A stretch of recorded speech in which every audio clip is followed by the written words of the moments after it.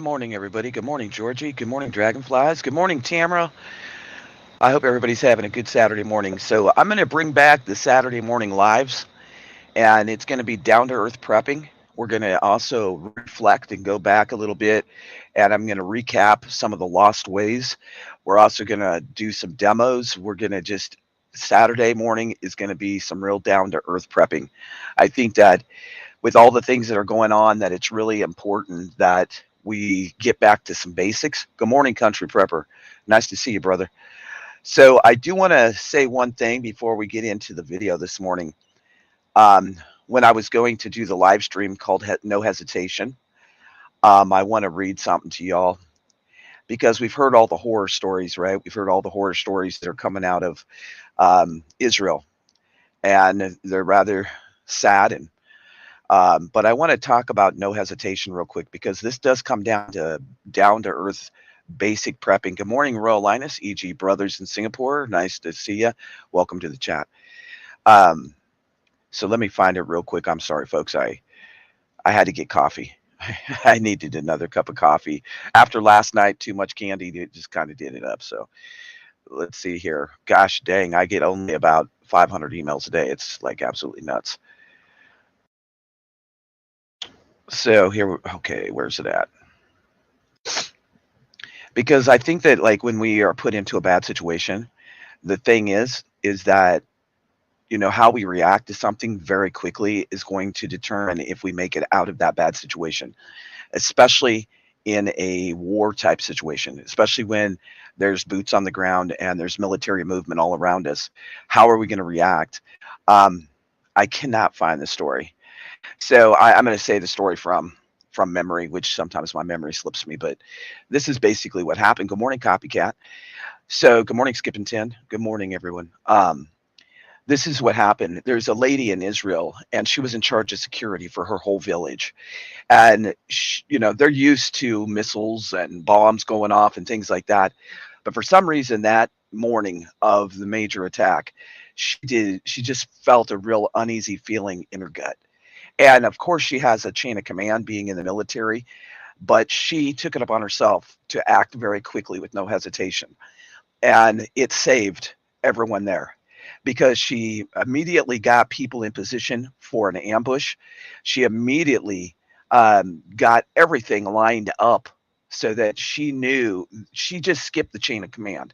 And the reason that I'm bringing that up is we've heard all these horror stories out of Israel, but what about the ones that actually did something, right? What about the ones that actually stepped up to the plate and made a difference? And she was one of them. And she made a huge difference because she saved all the people in that village. And I think that it's really important that when we're put into a bad situation, that we do not hesitate. We do not hesitate in any way, shape, or form. And sometimes that means that we have to go out of the norm. And so sometimes we have to just go with our guts. And that's really important when it comes down to earth prepping, is to get in tune with your sense of your surroundings and how you're feeling inside. Like, do I need to do this and do I need to do this right now? Who's getting married? Country Prepper 19? Did I just miss something here? I missed something in. Oh, country. Oh, okay. I thought. Oh, okay. Well, oh, that's going to be beautiful. That's going to be cool, Country Prepper. You need to film some of it, put it on your channel so we can see it. That'd be awesome. Congratulations. I hope it's a beautiful day for her, and I hope it's a wonderful day for everybody that's going to the wedding. That's always a nice thing. You were just dipping. Okay, well, let's watch this video and then I'll be right back on.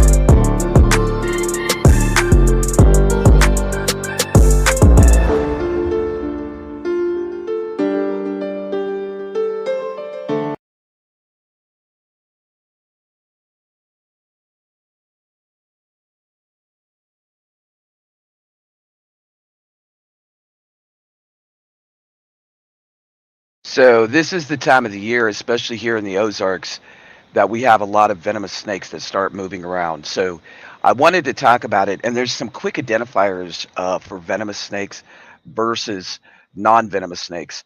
And it's really important that each and every one of us understands and knows how to identify them. And I think the biggest thing that has helped me with copperheads, because we have copperheads like crazy here, but we also have ones that look similar to copperheads that aren't.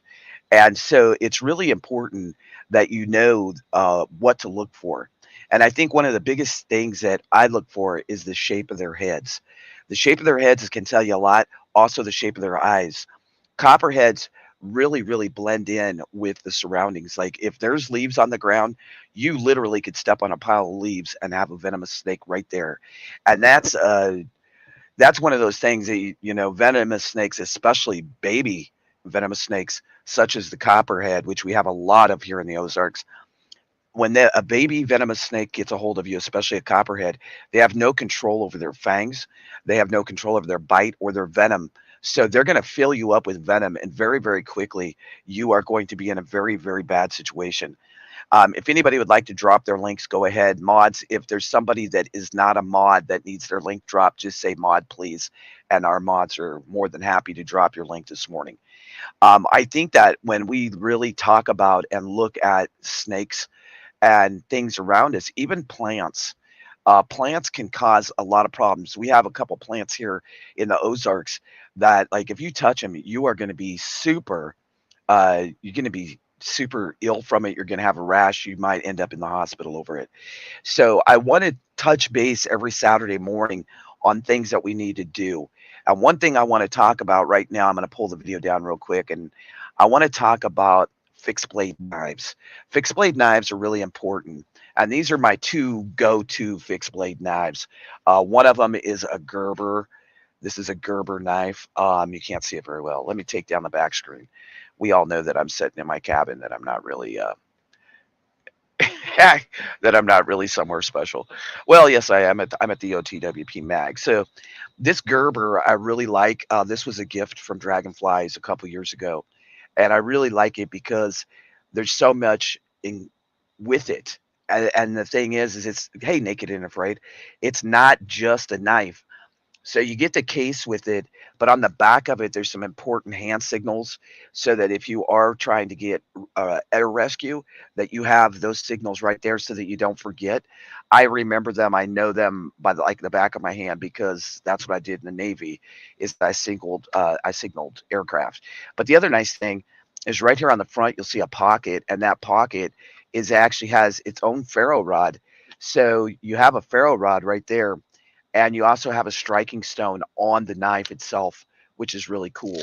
But if you pull it out, the nice thing about this Gerber, they're not really expensive.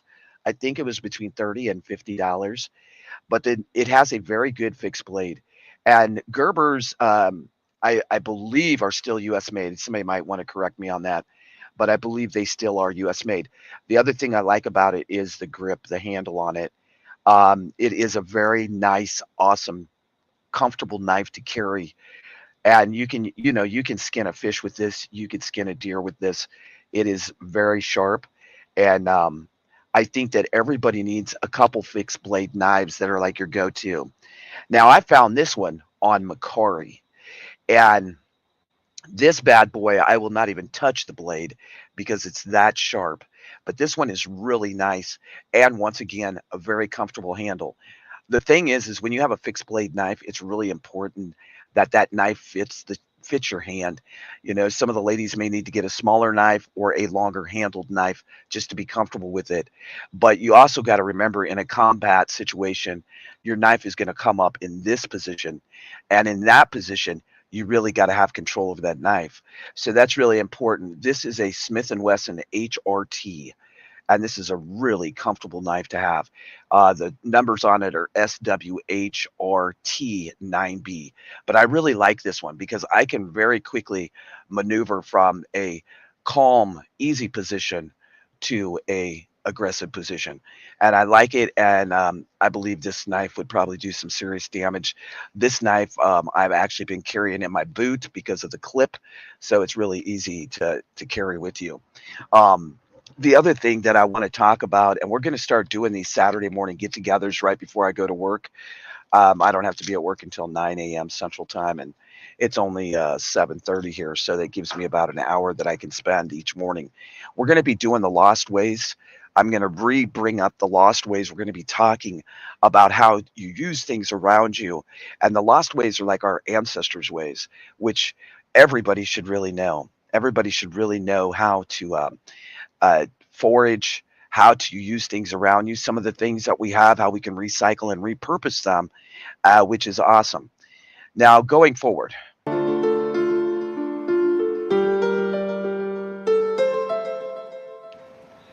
now, right there, does anybody see the copperhead snake? Do y'all see the copperhead snake? The copperhead snake is known as the master of disguise and camouflage. Does anybody see it? I'll wait for the chat to answer. Does anybody see where the snake's at? Come on, country prepper. Georgie, do you know where it's at? Emma, Emma, go ahead. Tell where the snake's at. Do you see it? J.R. Sicklot, do you see the snake in that picture? Tell them, Naked and Afraid. Tell them where it's at. Go ahead. Yes, Southern Mercy. The Lost Ways are a great set of books. I think I spent like $60 on them. Go ahead, Naked and Afraid. Tell them where it's at. You don't see it, Country Prepper. Naked and Afraid does. Anybody else? Carol, you don't see it? J.R. Sicklot, do you see it? Skippington, do you see the snake? Royal Linus. Royal Linus is prior military. Royal Linus, tell them where the snake's at. Go ahead. I'm waiting to hear this one. Anybody? Yeah, yeah, Rick. The snakes over there are really something. But copperheads, can be dangerous. We got the diamondback rattlesnake. Um, Anybody in the chat gonna say where the snake's at? Emmy, you're looking for the wrong kind of snake. You need to go back over there. Emmy's looking for a date. Anybody? Any? George, seen it. Middle right. Okay, let's go.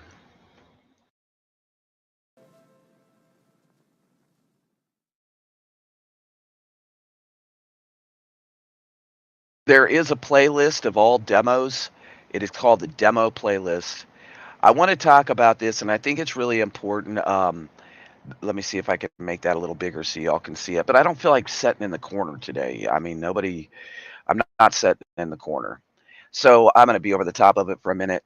I think that it's really important that we get back to basics. And winter's right around the corner for many of us. And you need to check your cars. You need to make sure that you have your shovels, your ice scrapers, kitty litter, or sand. You need to make sure in your vehicle that you have a wool blanket. Wool blankets are probably the best thing that you could have in your vehicle or in your home. The old military blankets, you can pick them up from a military surplus store. And the surplus stores, I'll tell you what, when I was in the Navy, I absolutely hated the wool blankets, but they are super warm. And in a grid down situation, you may be very thankful that you have a couple wool blankets. Also, the other thing is the space blankets. I'm going to show an actual demo of the space blanket because and the emergency blanket. It's the same thing. But many people say, well, they don't work. Well, maybe they're not doing it correctly. It is a very simple procedure, but people don't get it. And so I'm going to grab myself a emergency blanket, which I have probably hundreds of them, and I'm going to show a demo of the proper way to do it. And actually, if you have a small fire, how you can even heat that emergency blanket up more. So that's like a really important thing. I think right now, at where we're at in the United States, with jihad being called on the whole world and situations are happening, I do not think that once they called this, and I was talking to Dragonflies and I said, this is my take on it. And think about this, any person that would be willing to commit jihad around the world, we all help them. Everybody on YouTube helped them. Everybody on Twitter, Twatter, everybody on Fakey Book. We all help them spread the word that jihad, that the trigger was set. Because see, when the one man came out and said jihad, global jihad, right? Then everybody started talking about it. So the people that didn't hear it heard it because they heard it from all of us on social media, which was a really stupid move. We all sucked right into it, so we were their great commercial for them. Think about that. We did a great thing. We advertised it for them free of charge around the globe about jihad. And so, do you think that just because things didn't pop off major, that it is not activated? Honestly, in the chat, hit a one if you think it is activated, and it will occur, but it's going to continue to occur. And see, that's my thing. It's going to continue to occur.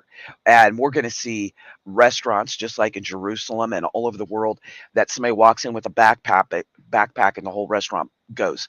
That's why it's so important to get on point about down to earth prepping. Hit a one if you really think jihad is activated and that all of us should be gray man and that all of us should be on point. And when I say on point, I am no longer leaving this cabin without my Second Amendment in my pocket, on my body, because all it takes is the split second. I don't have time to run to my car. I don't have time to go to my locker at work.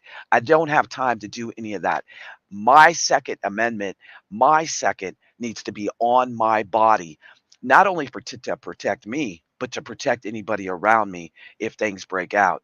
And you better practice, and you better practice very well, and you better get out to a shooting range and practice with your second. It's so important, folks. With everything that's going on, it's one of those old sayings, don't leave home without it. And I mean that from the bottom of my heart. Not only don't leave home without it, but make sure that you have an extra clip, two clips, three clips, whatever it may take, because that is where we're at in the United States. And I'll tell you what, folks, honestly, this is not going to go away overnight. I think that the United States, this is down to earth prepping, but I always talk a little bit of news. I will say this: I really do not think that in any way, shape, or form that this is going to go away. I think we have put ourselves in the middle of a holy war, and that holy war is going to have detrimental effects on people around the world. So that's why I want to bring up some down to earth prepping. We need to have tow ropes. Well, you need to have a can of fix a flat for your car. You need to have a basic tool set. And I'm not talking like how I love my DeWalt's. We all need to have our basic tool sets, good old hand hand operated tools, which is very important. Yep, and that's what we need to do. Like honestly, we need to be all eyes on the situation around us no matter what. It's very, very important. Hold on, folks. Go ahead. Go ahead.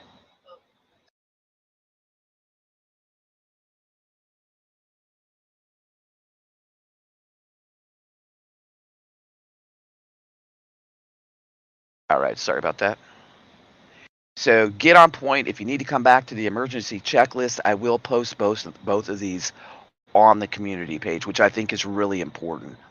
Also, not only to have a car emergency checklist, but have a your own prepping checklist. If you have never read "Survive the End of the World as We Know It," it is a great book. Hold on 1 minute. I got to move me around here. So this goes into water, and what I want to say real quick about this book. This book is by James Wesley Rawls. He is the founder of survivalblog.com. It's probably one of the best books I've ever read. It's How to Survive the End of the World as We Know It. It's tactics, techniques, and technologies for uncertain times. One thing I want to talk about is water.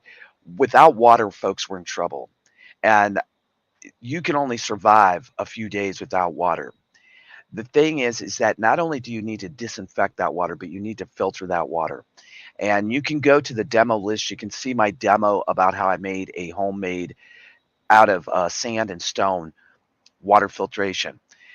Also, it might be a really good idea to have a downspout conversion sheet metal work and some barrels. Think through how you'll draw water from open sources. Buy extra containers, but don't buy only big barrels. 5-gallon food grade buckets, you can pick them up at Tractor Supply, hardware stores, are the largest size that most people can handle without back strain or hurting themselves. And when you're in a bad situation, the last thing you want to do is add a medical issue or an ache or a pain on top of, already being stressed out. Also, for transporting water, if and when gas is too precious to waste, buy a couple heavy duty two-wheel garden carts, wheelbarrows, and convert the wheels to foam filled, no flat tires. That's going to save you a lot of headache as well. One other thing that you could do is you're going to find lots of other uses from carts around your retreat, such as hauling haywood, fire, manure, compost. Maybe if somebody gets hurt, you can actually put them in a wheelbarrow and tote them. And that's really important as well. I think that when we look at prepping, sometimes we get so carried away with the news and things that are going on, is that we don't come back down to basics. And basics is really important. It's also really important that you have a food prep list and that you always remember FIFO, first in, first out. So if you have a shit ton of food, the last thing you want is that food sitting on the shelves. And like I watched a video of a prepping channel, well, so-called prepping channel. They didn't even use first in and first out. And what happened is that they picked up a can and literally it was so bad that the bottom of the can fell off. Another thing that you might want to put on your personal list on a funny note and a good note is make sure you have spare glasses in case your glasses get broken. But also, you might want some birth control, folks, because they say when the times are bad, there's a lot of Humpty Hump going on. So I just thought I'd bring that up this morning. Don't get caught with your pants down, as the old saying goes. We would hate for you to have five babies in the middle of chaos, right? So, you want to protect yourself and protect your loved one. And if you decide that, during the times of stress that you need to do the Humpty Hump, have some birth control, like on a serious note, guys and gals. It's both of our responsibilities, not just one party. The other thing is make sure you have first aid or a minor surgery list. When tailoring this list, it really depends on your neighborhood going without power for many months, right? Without power, extensive use of open flames is going to happen. And this is the bad thing about open flames is that you're fixing a flat. Well, that's good, Rick. Yes, make sure that you do fix that flat, Rick. Rick, I got someone in the chat that would love to date someone from the United States, and you're a lonely, lonely guy. Emmy, meet Rick. Rick, meet Emmy. This is the OTWP dating site as well this morning. Emmy, are you still here? I'd like you to meet Rick Codwell. You can ask him the question I told you earlier today. He may be able to answer that for you. But it's really important, hygiene and sanitation, being able to dispose of your trash and your garbage, and folks, being able to do it safely, including the open flame situation. Out here in the Ozarks, many times I have burnt trash, but I will say this, I have a metal rubber pile where the metal and anything rubber like tires and plastic goes to this one pile. It never gets burnt. Someday I'll have to dig a hole and bury it. But I also have a burn pit, which many of you have seen me burning out there before. And that burn pit, I have encased it with chicken wire as an extra precaution because I live in the forest. So if you're having to burn trash in a SHTF situation, you definitely, definitely want to make sure that you have some safety precautions, be it if it's a couple stakes and some chicken wire or something to encase that. If you dig a pit around it, whatever you do, you want to make sure that you're burning in a safe way. Because on top of it, if you have a SHTF and then we have a fire situation, you're on your own. You're on your own. So that being said, I hope also as we bring this up is that each and every one of you have a fire extinguisher. How many of you in the chat right now have a fire extinguisher, including my international friends in the Philippines? Hit a one if you have a fire extinguisher in your home and a first aid kit. Those two things should be in every home around the world, no matter where you live. Hit a one if you have a fire extinguisher and a first aid kit. Let's see this, okay? I'm hoping to God that I see 20 ones right now. I'm waiting. we better see some ones pop up on this bad boy. If y'all don't have a fire extinguisher and a first aid kit, you even if you're in the Philippines, I don't care what country you're in. I don't care if you're in Jamaica, Germany, where you're at. Those two priorities should be very, very important in your home because you're still cooking. And many of you in the Philippines, I want to mention this, many of you in the Philippines cook with propane on an open flame. When's the last time you tested your hose or your connection? One thing you can do, I am propane certified. One thing you can do that's a very easy check on your propane tanks, on your propane hoses, is get some dish soap and water, put it in a spray bottle, and spray around it. Turn on your turn on your propane slowly. If there is bubbles, you are not seated correctly and you have a leak. It's very important because propane is very explosive. Propane, if you have a leak, say in an RV, you will actually smell rotten eggs.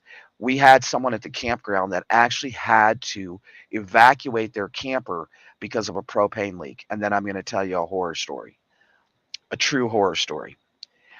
When we were camping and we were managing campgrounds around the country, many people, we were sitting around one night and people were telling stories. They started telling a story about a pastor and his wife. They were new to the RV life, the nomad lifestyle. They were traveling. They stopped for an overnight stop. They did not know what they were doing when it came to propane. They had not checked their propane for leaks. And what occurred, folks, is the propane sensor went off.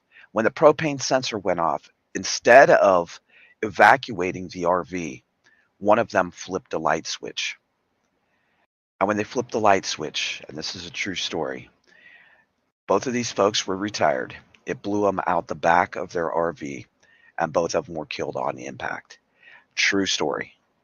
So, propane is nothing to joke around with or play with. You really need to be on point at least once a year, if not more, to run tests on your propane lines, on your propane valves. And it's very simple. It doesn't cost you nothing.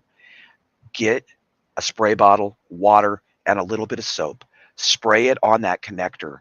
Open it up and look at your handle. If your handle has bubbles coming around it, you need to get rid of that or replace it immediately. And that's, yeah, it was a kaboom, and both of them perished in that accident. So it's very important that when we're talking about prepping, there's so many things that you need to really take into consideration when it comes to prepping and what to do. And if you accidentally screw up when you're messing with propane, you may not talk about it the next day, and that's a fact.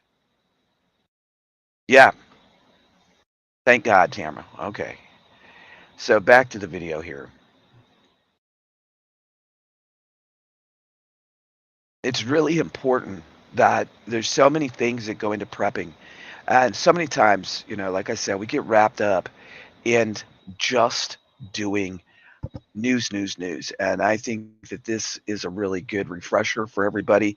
And we're going to be talking about some things that maybe you forgot, maybe you don't know, maybe you need help with. It was a very sad situation, that's for sure. It was. It was, Carol. It was very sad. Sad that somebody didn't take that egg smell that's added to propane to protect themselves and protect their family. Y'all, I have jinky internet until like Monday. I'm going to get a new router. We found out something about the router, so um, let me see. Maybe I can't play it with a backdrop. Let me change this up. It's not playing. This internet is killing me. I like having my backdrops. I like pretending I'm somewhere that I'm really not. Sometimes. Sometimes I like to do that. So let's see here. Yeah, and so here's okay, it went forward really quick. Hold on a minute. I want to talk about making sure that you have a solar radio, NOAA radio.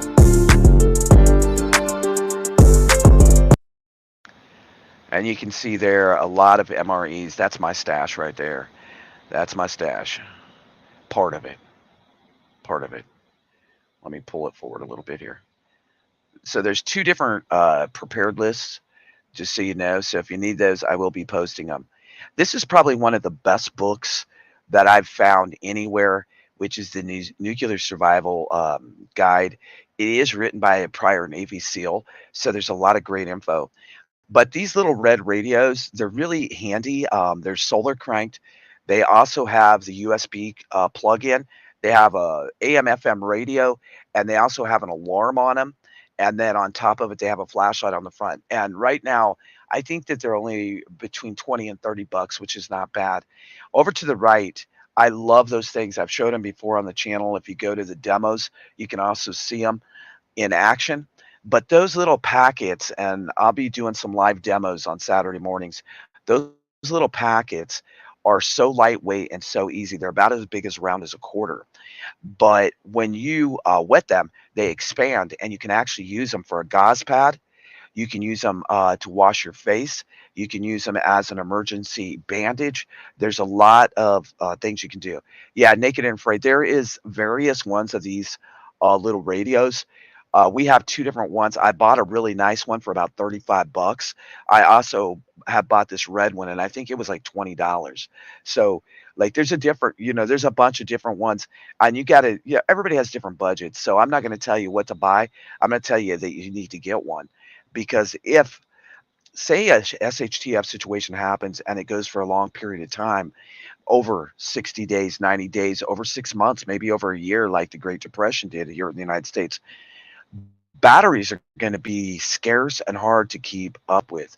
So if you have a solar hand crank radio, flashlight, things like that, you have just saved yourself a lot of headache, because no matter what, as long as we have some sun, we can still use that solar radio. And I think that that's something, and you would have a flashlight on top of it. I'll have to pull out my orange one. I really like the new one because it does have, yes, Dragonflies, thanks for posting that. It does have a solar crank radio with NOAA. And know is so important, because without comms, you're not going to really know what's coming at you. You're not going to know if there's a typhoon, a hurricane, a bad thunderstorm, a blizzard, whatever. At least if you have a solar radio with NOAA, you'll be able to hand crank it and get some information from comms around you, which is very important. I think also, and I may be incorrect, but I really think that if we have a true SHTF situation, it would be best to tune into AM radio stations. I think AM radio stations are going to be bringing a lot of information to each and every one of us. Rick's always acting up in the damn chat. Now here goes Tamra. They can't behave. They can't behave. It's not in their nature. I think that it's really important to have you a P36 or a P52, old fashioned can opener, old fashioned potato masher, those manual kitchen tools, those manual tools, and manual things that you can use for more than one thing. It's really important. You got jokes today, good ones. Yes, I do. Yes, Rick, you're on one as always. I hope that this brought you all some information to get back to basics a little bit, because I think it's really important. This is probably one of my favorite things, and I think that if each one of you really would pay attention, I know that's hard in the chat sometimes. The knots that are on this screen are your most basic knots, and they're really, really important that you at least learn 4 to 5 of them to have to help you. You can make so many things with knots. You may have to lift your gear up off the ground. You may have to protect your gear. And if you have some crappy knot, you're going to be in trouble. Also, you may have to make a sling to help someone that has a broken bone. You may have to set a bone. And there's actually knots where you can actually make a full on gurney type carrying sling. So it's really important that you step back and that you can learn a bunch of knots. So here's a chart. I would suggest definitely the top 5 up there at the top. I would suggest learning 10 of them at least. Um, 5 minimum. Learn as many as you can. I will be doing another demo, and you can also go to the demo list. I do have that I tied, and I'm going to be doing some more knot tying. And also, I really want to make a full body sling out of paracord, so I may do that on a demo, which would be really awesome. You could also make a hammock out of your paracord. Remember, there's a big difference between paracord 550 and just paracord. Many of us, not me, because I don't believe in any other paracord other than 550. 550 has so much to give and offer to each and every one of you. 550 pounds per inch that it holds. And also, not only that, 550 paracord. Inside of it, if you open it up, there, I believe it's 7 strands that it has inside. You can actually use that for fishing line and all different kinds of things, right? So it's really important to get good paracord. If you're just getting it for looks, like a bracelet, fine, get whatever. But the chia pets, they're known for selling cheap paracord shit. If you're going to get a good paracord bracelet, get a 550 if you're really in it for survival. The paracord bracelets that I make, and y'all can see those on our eBay store. If somebody dropped the eBay store, we have a special right now. They're like $5. That's like cheap. It's paracord 550. Many of them have the whistle, the ferro rod, and those are really good to have because then when you have it on your wrist, you're carrying all these survival gear right in a bracelet. Not only that, every inch of bracelet. So if you have a 7 inch wrist, you have 7 feet of paracord. So that's like important to think about too. I not only have a paracord bracelet that I wear pretty much on a daily basis, but I also have two paracord bracelets and a paracord keychain in my get home bag and in my bug out bag to give me extra paracord. Because I figure if I have about 30 to 50 feet of paracord with me at all times, I can get myself out of a lot of stuff. I can do a lot of stuff. I could even propel off of a cliff and believe in strength and know that that paracord would get me to the bottom. So, and some oh gosh, Dragonflies help me. It's not a caliper. What is it? Garabiner. Garabiner? Damn it. My memory has been jacked up, y'all. My PTSD was off the chart. I'm doing a lot better, but Garabiner, I think is what it's called. Correct me if I'm wrong, someone. But having a few of those in case you do have to propel off a cliff would be very, very smart to have in your get home bag. That's just my opinion. Carabiner. Okay, I was right. I was right. Okay, thank God. Thank you. Thank you. I appreciate it. Um, y'all know that sometimes my mind I can't remember. I'm sorry. Remember that the most important thing is that when a disaster actually happened, the time to prepare is gone. And when that time happens, you don't want to be one of them out there in the masses. You don't want to be one of them that is stuck somewhere in a terrible, terrible situation. You want to be able to know that, hey, you know what? I actually listened to some of these prepping channels and I actually took the steps to do the things that I needed to do. And that's really important. And that's why our motto here at Off the Wall Prepper is do the dang thing. That means a lot different to me than it does to you. We're all on different preparedness journeys. I've been prepping for most of my life since 1991, but then prior to that, I was in the Navy, so I was learning to prep in the Navy. I grew up in the heartland, where really, honestly, in the heartland, we didn't look at it as prepping. We just looked at it as a way of life. And so prepping has always been part of me. My granddaddy, he did a lot of wonderful things with us when we were young, taking us fishing on the river, teaching us about the sounds of nature, like black cats. In Nebraska, there's huge black panthers. And I'll never forget this, and I'm going to kind of close it out with this little story. I was about 7 or 8 years old, and we had had some run-ins with some big water snakes, and I'm talking, the massive water snakes as big around as a cantaloupe.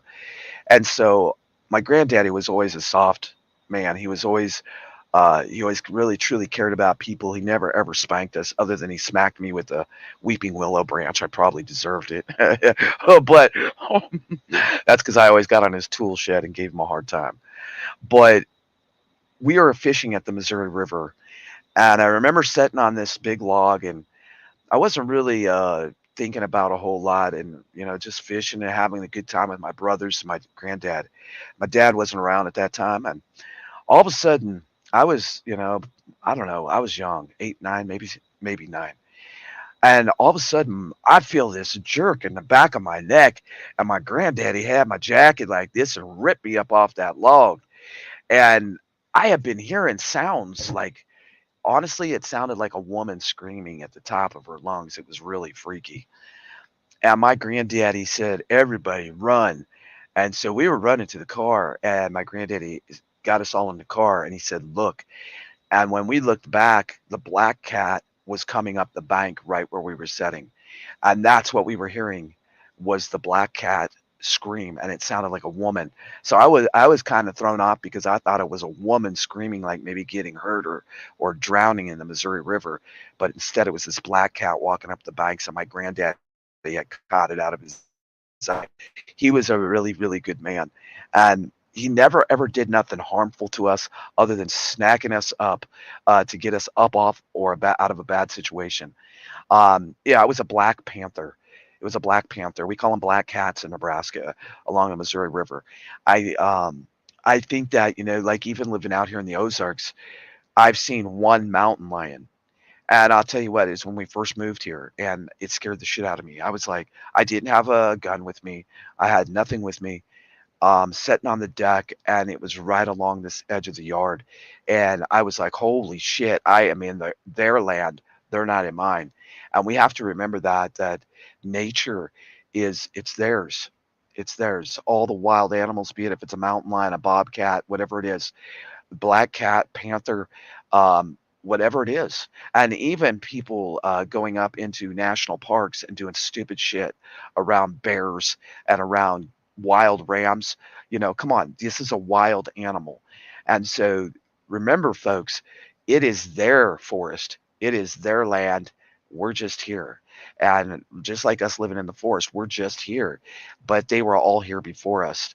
So you need to be very alert no matter what. And with everything that's going on in the world right now, what I can say to you on the ending note is, one, keep your head on a swivel. Two, keep your head out of your black screen when you're out in public. That phone call, that text message, that lover, well, they want to see you the next day. So keep your head out of the black screen. And it doesn't matter if you're in the United States, Jamaica, Germany, the Philippines, Asia. It does not matter where you're at. There is always a perpetrator waiting to take you down. And if you make yourself a soft target, they're going to take the opportunity to rob, steal, or harm you. So that's really, really important. Be safe, everybody. This is OTWP. God bless you. I'll see you next Saturday morning for another Down to Earth prepping class. And we're going to really get into this book, Surviving the End of the World as We Know It. A great place to buy books, if you're a tightwad like me, is go to thriftbooks.com. I got this book for roughly $3-4. This is a $20 book. And I also want to give another big shout out to Huga Huga for the wonderful book she sent me on preparedness. I really appreciate it. And thanks again, Mountain Grandma, for the nice box of goodies that I won on your giveaway. That was a really nice surprise, and I really appreciate the things. Make sure y'all hit the thumbs up or hit the thumbs down, but do the dang thing. On that note, I'm going to take it out with one song. God bless you all from here in the Ozarks to wherever you're at. Make today count. Make every day count. Put your boots on the ground. Thank God for another day. And say, thank you, Jesus, that we're all still standing. God bless you.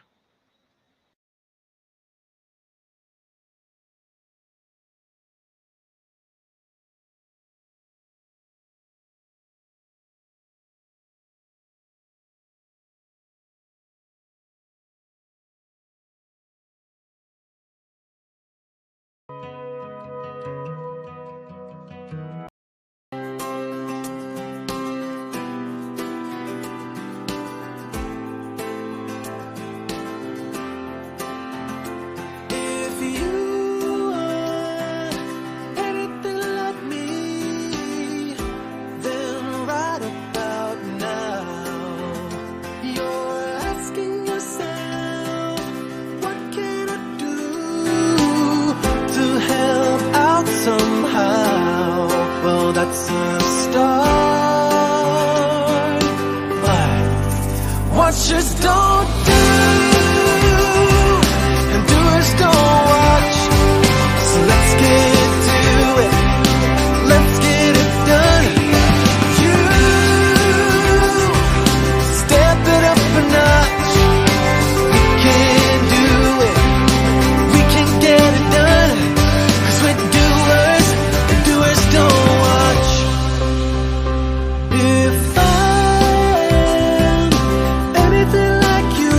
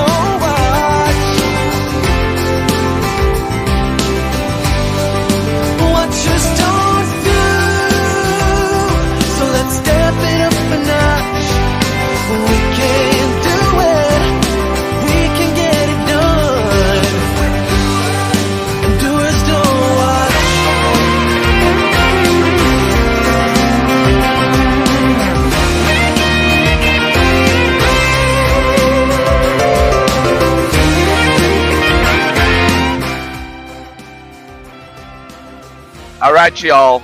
Don't be a watcher. You better get out there, put your boots on the ground, and be a doer. Till I see you again, my friends. Be safe. Keep your head on a swivel. And it's better to be prepared than scared. This is OTWP checking out for the day. It's October the 14th, 8:06 a.m. Central Time. It's time for bacon and eggs. Bacon and eggs. I'm hungry. God bless y'all.